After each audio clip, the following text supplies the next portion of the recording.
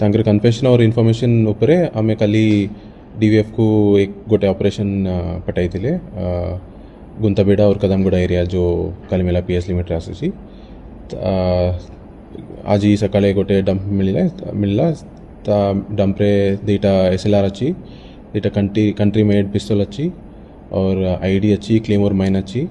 BGL launch grenades भी अच्छी और अन्य 37 टाइप्स